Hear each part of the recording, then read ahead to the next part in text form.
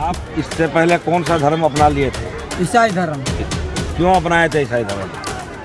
प्रलोभन में लेके।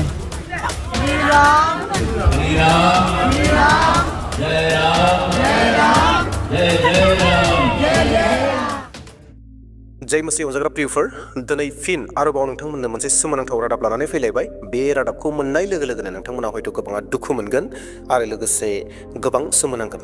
येस अनजाग्रा प्रियफोर, बे रादाबानो जागोन जाहैबाय ख्रिस्टियानमोन होननानै बुंनो गोनां जासिगोन।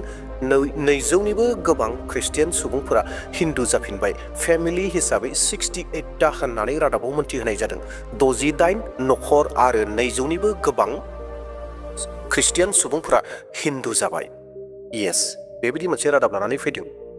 बे रादाबखौ नोंथांमोना जागायजेननायनिफ्राय जोबजासिम नायगोन, जेन बाथ्राखौ रोखायै बुजियो, जेन मा जानानै दंमारो, थारैनो बै सुबुंफोरा माबायदि जानो हागौ, माबायदिहै बिथांमोना ख्रिस्टियाननिफ्राय हिन्दु जाहैखो, बेफोर गासैफोरखौबो नोंथांमोना गोसो होनानै नायगोन, जेन बाथ्राखौ रोखायै बुजियो। आरो लोगोसे खावलायनो हास्थायबाय, सोरबा जुदि गोदान फैदोंब्ला आंनि चेनेलाव दासिमबो चेनेलखौ साबस्क्राइब खालामाखैब्ला चेनेलखौ साबस्क्राइब खालामना लागोन आरो लोगोसे मोनसे लाइक होनानै गालांगोन आरो भिडिअखौ शेयार खालामगोन, जेन गासैबो मोनथियो आरो लोगोसे जेन गासैबो मोनथिनायजों लोगोसे आर'ज खालामनो हायो।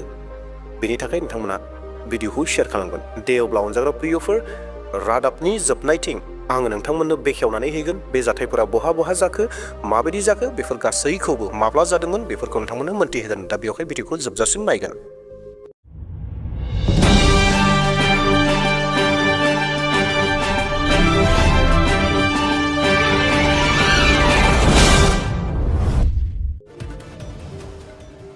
झारखंड के सेमभूम में रंगोत्सव के बीच सनातन प्रेमियों के लिए एक सुखद खबर आई है। आदिवासी समुदाय के 68 परिवारों ने घर वापसी की। द्वारकाधीश के शंकराचार्य जगत गुरु सदानंद सरस्वती ने करीब 200 आदिवासियों को सनातन परंपरा अनुसार हिंदू धर्म में वापसी कराई। पूरी खबर इस रिपोर्ट में।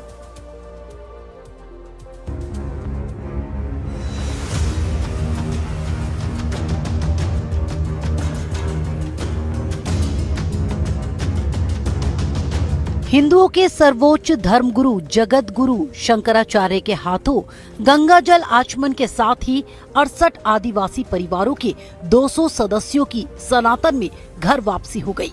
घर वापसी के साथ ही सभी ने एक स्वर में जय श्री राम का नारा लगाया। श्री राम, श्री राम, श्री राम, जय राम, जय राम, जय राम, जय।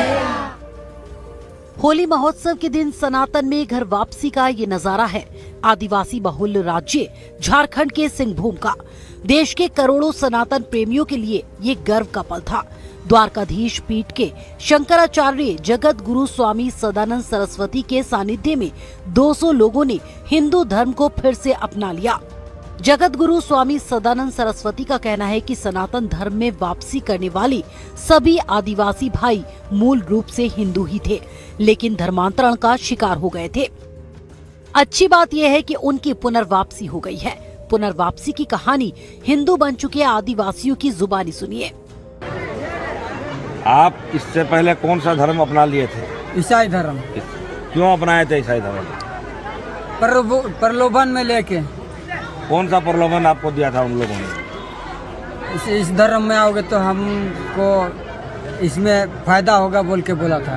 अच्छा, तो आप अपने मन से शंकराचार्य जी के सामने में हिंदू धर्म फिर से अपना रहे हैं क्या?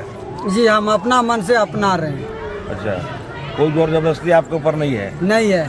अनजाग्रा प्रियफोर, नोंथांमोना बे रादाबखौ गावनि मेगनजों नायबाय, गावनि खोमाजों खोनासंबाय। रादाब बुंगिरिया जाबायदि रादाबखौ बुंदों नोंथांमोना थोंजोङै खोनानो मोनदों। अनजाग्रा प्रियफोर, बे जाहैबाय झारखंडनि जाथाय। झारखंडआव जानाय बे रिसेन्टलि दिनै जानाय, मैया जानाय, दाखालि जानाय नङा। बे जाहैबाय सप्तासेनि सिगाङाव जानाय मोनसे जाथाय। दा अनजाग्रा प्रियफोर, नोंथांमोना गावनि मेगनजों नुनो मोनदों जे गासै 68 फेमिलिस नखरफोर आरो एबा 200निबो गोबां सुबुंफोरा ख्रिस्टियाननिफ्राय हिन्दु जाबाय आरो बेयाव सासे व्यक्तिखौ इन्टारभिउ लानायखौ नुनो मोनदों। 200 जन 200 जन मानसिफोरनि गेजेराव केवल सासेल'खौ इन्टारभिउ लादों जे नोङो मा धोरोमनिमोन होननानै। आरो बेयाव बै बोराय जाया एजेड मानसि दङ, ओल्ड मानसि दङ, बिथाङा बुंदों आङो ख्रिस्टियानमोन। मोनसे समाव हिन्दुखामोन हिन्दुनिफ्राय ख्रिस्टियान जादोंमोन आरो दायो हिन्दु जाफिनबाय आरो बै समाव इन्टारभिउ लाग्राया सोंदों मानो ख्रिस्टियान जायामोन होननानै बै बोराय मानसिया फिननायाव बुंदों जाहैबाय जे लालस होदोंमोन लुबैनाय होदोंमोन बिनि थाखाय आं ख्रिस्टियान जादोंमोन होननानै आरो इन्टारभिउ लाग्राया सोंबावदोंमोन जे नों मा मोनखो होननानै मा लालस होदोंमोन नाथाय बिथाङा जेखौबो बुंनो हायाखिसै अनजाग्रा प्रियफोर जों नुनो मोनदों नंगौ रादाबा जोंनो मोन्थिहोदों जे 200निबो गोबां सुबुंफोर एबा 200 सुबुंफोरा हिन्दु जाफिनबाय आरो बेयाव जि आचार्य दङ बे आचार्यआ दै सारस्रिनानै गंगा दै गोथार दै होननानै बुंदों बेफोर गासै खामानिखौ मावनायनि गेजेरजों बिथांमोनखौ हिन्दु जाबाय होननानै घोषणा खालामदों फोसावदों आरो बिथांमोना नाजावनानै लादों बेखौ बे खामानिखौ मावनायनि गेजेरजों फोथारनानै लादों जों बर' भाषायाव बुङोब्ला बिथांमोनखौ फोथारदों गोथार गंगा दै होदों होननानै बुंदों आरो लोगोसे गासै हिन्दुनि नियम खान्थि मावनायनि गेजेरजों बिथांमोनखौ नाजावनानै लादों गासै 200 जन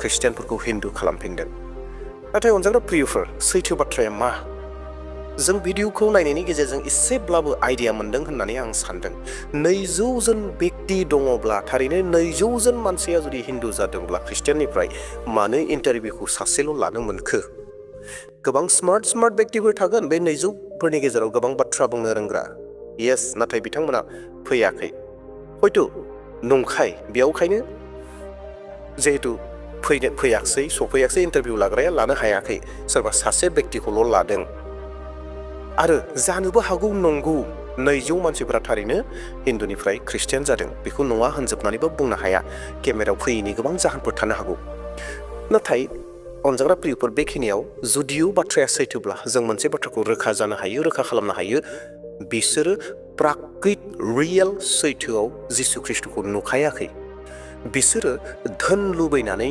दौलत लुबैनानै माबा मोनसे लुबैनानै ख्रिस्टियान जादोंमोनब्ला जिसु ख्रिस्टनियाव फैयोबा ख्रिस्टियान जायोब्ला भिसा मोनो ख्रिस्टियान जायोब्ला धन सम्पति मोनो ख्रिस्टियान जायोब्ला साख्रि मोनो ख्रिस्टियान जायोब्ला माबा मोनसे धन दौलत मोनो फैसा मोनो होननानै जुदि बेफोरबायदिखौ लुबैनानै बिथांमोना जादोंमोनब्ला थारैनो बिथांमोना जिसु ख्रिस्टखौ नुखायाखै आरो बिसोर रियेल जिसु ख्रिस्टनि उनसंग्रा व्यक्ति नंखाया बिसोरनियाव धोरोम थानाय नङा बिसोर जेरावनो माबा मोनसे मोनो धन सम्पति मोनो बेयावनो बेलथायनानै थांग्रा व्यक्तिफोरसो जाखागोनखा मानोना दिनै रियेल जिसु ख्रिस्टखौ मोनग्रा व्यक्तिफोरा धन सम्पति नागिरा दिनै धन सम्पतिखौ जोंनि मावख्रुबनायनि गेजेरजों जोङो आरजिनानै लानो हायो हिन्दुआव था मुस्लिमाव था ख्रिस्टियानाव था जेखि जायाव थाया मानो धोरोम गैयैयाव थाब्लाबो मानसिया मावख्रुबनायनि गेजेरजों धन सम्पतिफोरखौ आरजिनानै लानो हागौ दिनै गोबां व्यक्तिफोर दङ गोबां धोनि हिन्दु फोथायारिफोरनियाव दङ मुस्लिम फोथायारिफोरनि दङ बिथांमोना सैथो इसोरखौ मोनाखै अब्लाबो बिथांमोना मावख्रुबनायनि गेजेरजों गावनि मेलेमखौ बाहायनायनि गेजेरजों धोनि जादों दा बेयावहाय अनजाग्रा प्रियफोर जाय व्यक्तिफोरा दिनै हिन्दुआव थांफिनबाय बिथांमोना थारैनो रियेल ख्रिस्टियान एबा रियेल जिसु ख्रिस्टनि डिसाइपल जिसु ख्रिस्टखौ फल' खालामग्रा नंखायामोन जों बे बाथ्राखौ मोनथिनो हायो अनजाग्रा प्रियफोर नाथाय जेखि जादिया मोनसे दुखुनि बाथ्राया बेनो जे दिनै बेफोरबायदि खामानिया सोलिगासिनो दङ जों बेनि गेजेरजों नुनो मोनदों जुदियो बिथांमोना नंखायमोन जुदियो बिथांमोना थार जिसु ख्रिस्टखौ नुवाखै बेनिखायनो हिन्दु समाजाव थांफिनदों नाथाय बेनि गेजेरजों जों बेखौबो मोनथिनो हायो जे हिन्दु फोथायनायनि गेजेराव हिन्दु समाजनि गेजेराव बेबायदि मोनसे संगठनफोर दङ जेराव मानसिफोरखौ हिन्दु खालामनो थाखाय गोबां नाजागासिनो दङ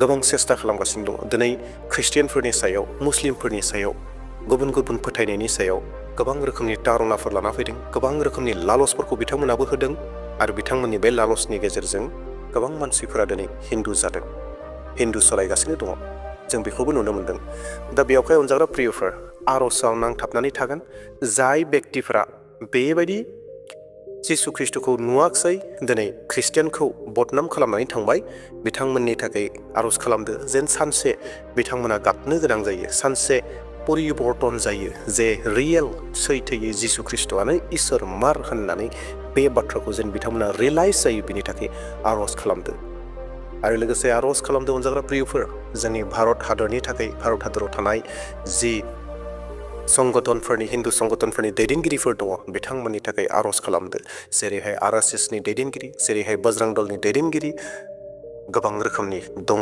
बिथांमोननि थाखाय आर'जाव लाफादो जेन बिथांमोना सानसेब्लाबो जिसु ख्रिस्ट'खौ नुनो मोनो बाथ्राखौ मोनथियो दे अब्ला अनजाग्रा प्रियफोर दिनैनि रादाबखौ मोननायनि गेजेरजों नोंथांमोना एसेब्लाबो बाथ्राखौ सोलोंनो हादों आरो नोंथांमोना ब्लेस जादों बे भिडिअनि गेजेरजों आरो गोबां गियानखौ मोननो हादों दे अब्ला प्रियफोर इयुननि समाव मोनसे गोदान भिडिअ लानानै फैसिगोन दिनैनि थाखाय बेसेबां दोनथ'नोसै थेंक इउ